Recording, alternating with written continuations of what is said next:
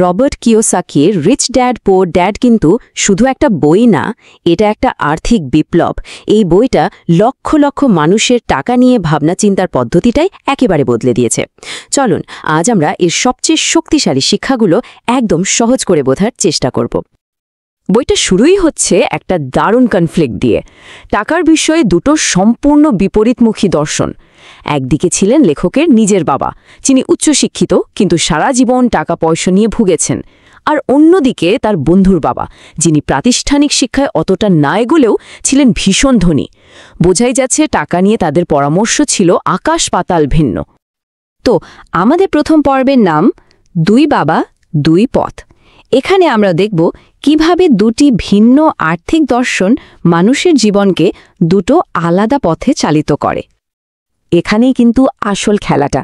ধনী আর গরিব বাবার মধ্যে মূল তফাৎটা তাদের আয়ের ছিল না, ছিল মানসিকতার।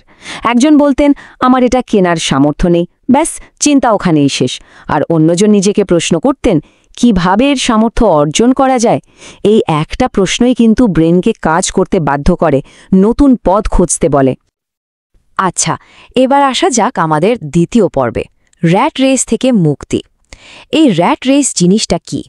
এটা হলো সেই আর্থিক চক্রের ফাঁদ যেখানে বেশিরভাগ মানুষই আটকে থাকে।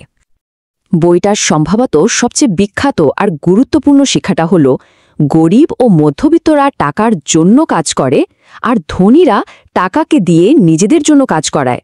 মানে ব্যাপারটা হলো একদল মানুষ টাকার পেছনে ছোটে আর আরেক দল এমন সিস্টেম বানায় যেখানে টাকাই তাদের পেছনে ছোটে, এমনকি তারা যখন ঘুমিয়ে থাকে তখনও।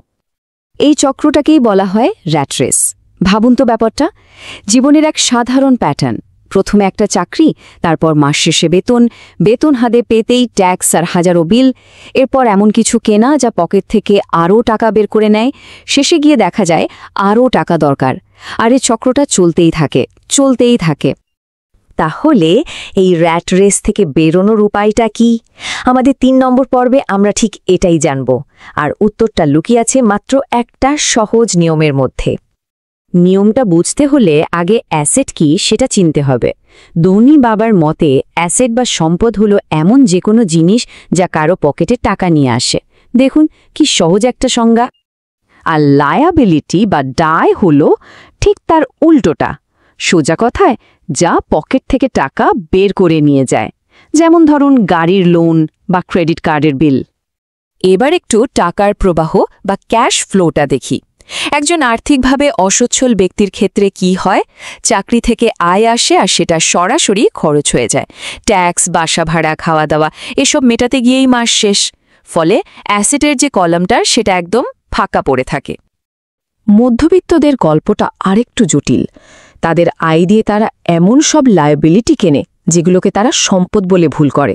যেমন একটা বড় বাড়ি বা একটা দামি গাড়ি, কিন্তু এগুলোর জন্য যে মর্টগেজ বা লোনের কিস্তি দিতে হয়, তাতে পকেট থেকে অনবরত টাকা শুধু বেরোই হতে থাকে। এগুলো আসলে অ্যাসেট না, এগুলো লায়াবিলিটি।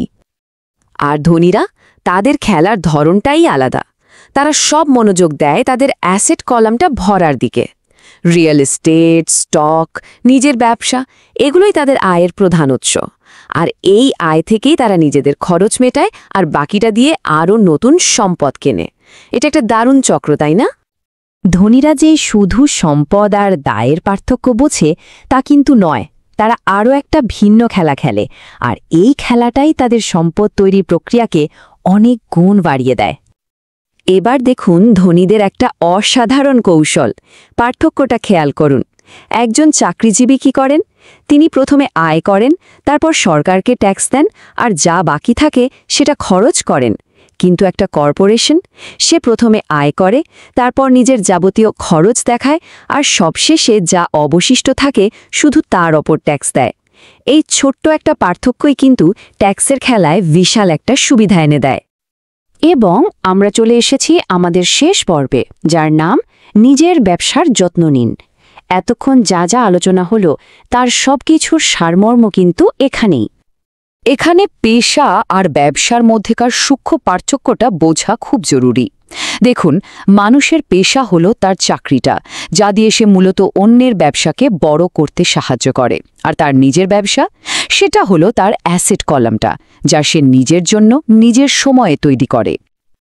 আর মজার ব্যাপার হলো, নিজের ব্যবসা শুরু করতে কিন্তু চাকরি ছাড়ার কোনো দরকার নেই, বরং দিনের চাকরিটা ঠিক রেখে একটু একটু করে অ্যাসেট কলামকে শক্তিশালী করা সম্ভব, আর লায়াবিলিটি কমানো।